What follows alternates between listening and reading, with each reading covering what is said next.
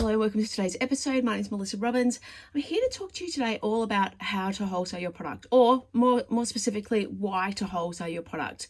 Now, as an online business coach and strategist who has been working in retail and wholesale industry for over 25 years, I believe that wholesale is one of the best ways to scale your product-based business and to grow a sustainable and profitable long-term product-based business as well.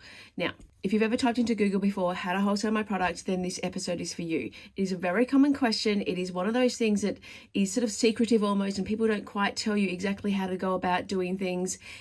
People aren't quite sure what wholesale pricing strategy to use, what retailers' expectations are, how to actually approach stores. There's a whole gamut of information about wholesale. What we're going to focus on today, though, is the 10 reasons you should be wholesaling your product-based business.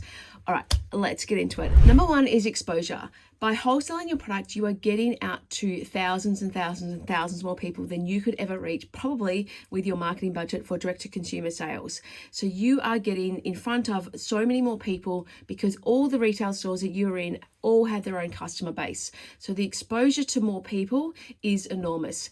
And also it can be exposure across not just regions and locations, locally. Also, it might not be just in the country that you're in, but it might be exposure to other regions as well. So you can get your brand and your product into so many more people's, in front of so many more people's faces, in front of so many more people's eyes, so that they can actually find out about your product. Number two is that mass distribution.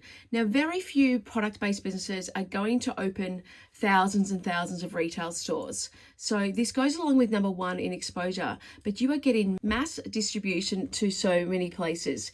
You do not need to open your own retail outlets in hundreds of locations.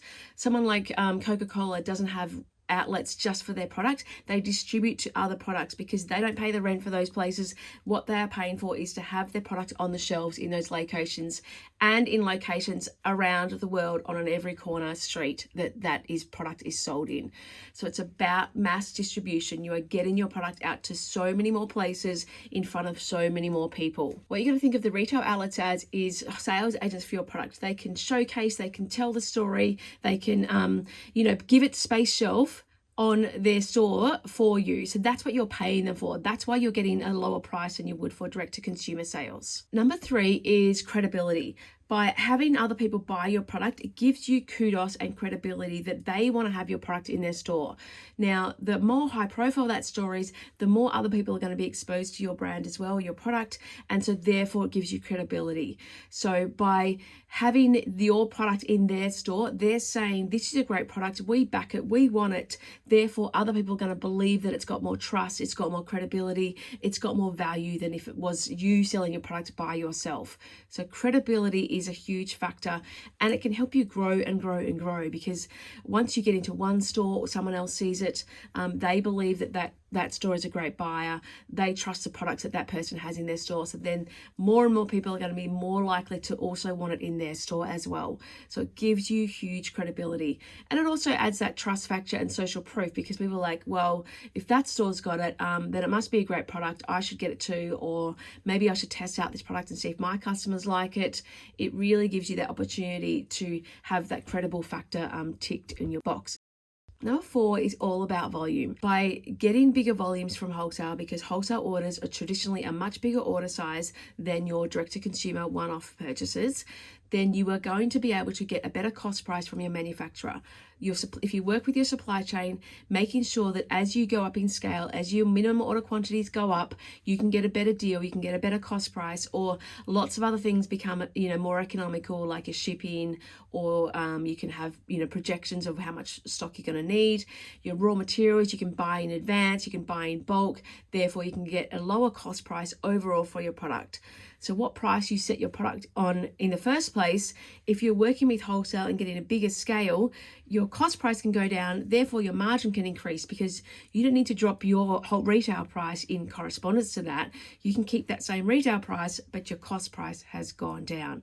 So volume from wholesale gives you a better ideally it will give you a better margin as you work with your manufacturers or suppliers to get your costs down overall. Number 5 is lifetime value and customer acquisition costs. So 2 acronyms that you may have heard people talk about. I've talked about it quite a lot.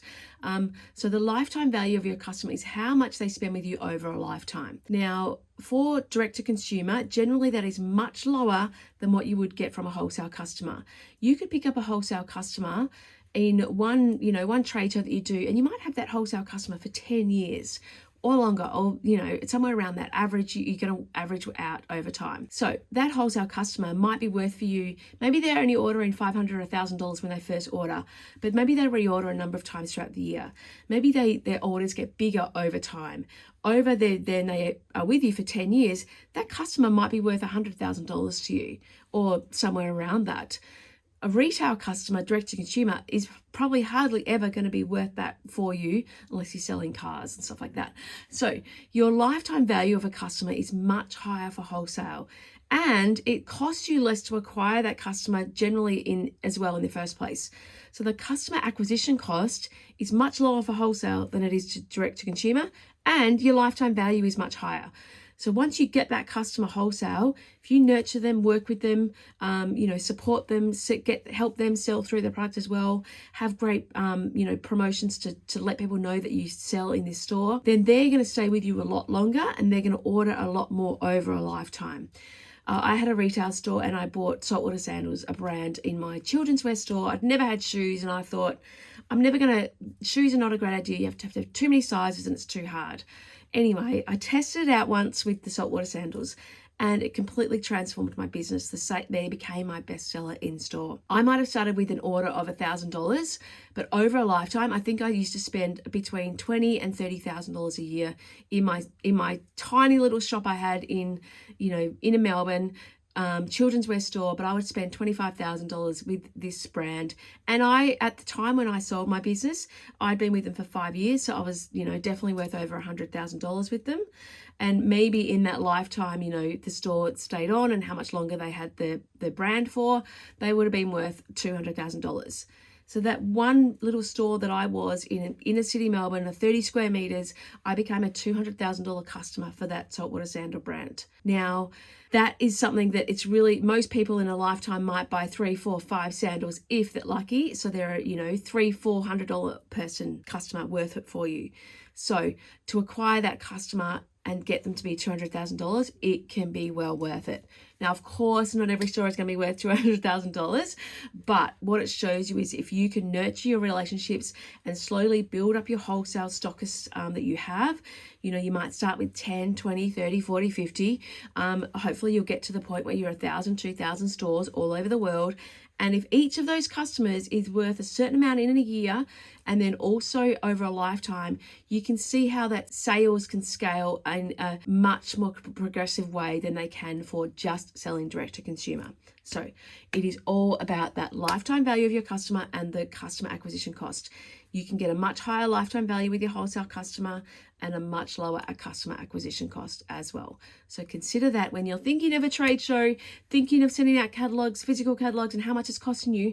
Think about the lifetime value. Think about how much it can give you over that time period. All right. So number 6 is to boost your own direct-to-consumer sales. Other people finding out about your product through another store, they might buy it once, they test it out. They might not go back to that store. Maybe it was in a location that's just not easy for them to get to. Maybe they don't like to drive again, and they don't want to get in their car and buy that product. They know the product now. They love the product. Maybe that store doesn't have the colors that they want, or the product in stock that they wanted. They might buy that direct to consumer from you. So often what can happen is by being in lots of different wholesale stores, you will sell more on your own website. So it boosts your direct to consumer sales for you, because all these people are advertising for you, giving brand awareness. They're, allowing people to see the physical product, so it can boost your direct to consumer sales as well. Number 7, this is a good one, and I'm sure most people love this fact. It gives you lump sum payments. Very few direct to consumer sales are going to be $5,000, $10,000, $15,000, whatever it might be. Obviously, it depends on your price point of your product, depends on what your lump sum is. But wholesale can give you lump sum orders. So you might get an order that's $2,000, $5,000, $20,000, $50,000. It all depends on what your product is and where it's going and how big the chains that you're in or your stores that you're in or how often they're reordering as well. But wholesale can give you lump sum payments. So that is a huge benefit for your cash flow.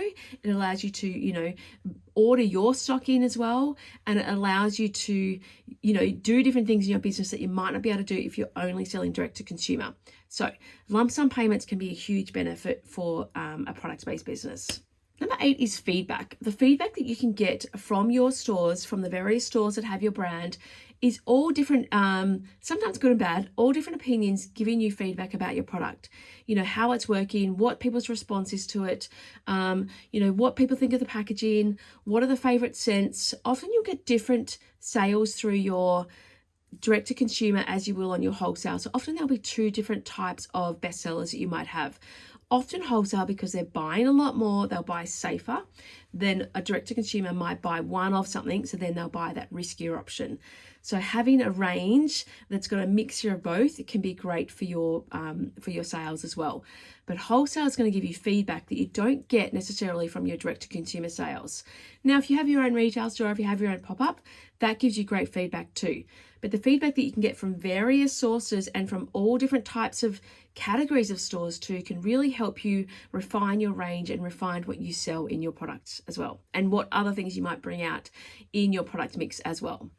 One of my clients recently just, completely changed the packaging after getting lots of feedback from their stockists. Now, this is again not something you might do after getting one bit of feedback, but if you're hearing things again and again and again, it maybe help you figure out what you should be doing differently or what you should be tweaking and changing to constantly evolve your product as well. Number 9 is wholesale encourages you to become more efficient with your time and the way you plan out your business. Now, because there's often set times that people sell their range for wholesale, whether it's because you're indenting, which just means selling further ahead, or whether it means that you are going to a trade show and you have that, or your agent is getting your range and they're selling to everyone else in that time period. So you have to have your product ready, your samples ready for a certain period of time. So it helps you be more efficient and plan out your year, plan out your range releases ahead of time, figure out what your critical path looks like. And that's another story for another day. But helping you by having these time frames and by having set sort of selling periods, it can often help you be more efficient with your time and figure out what you're going to release when.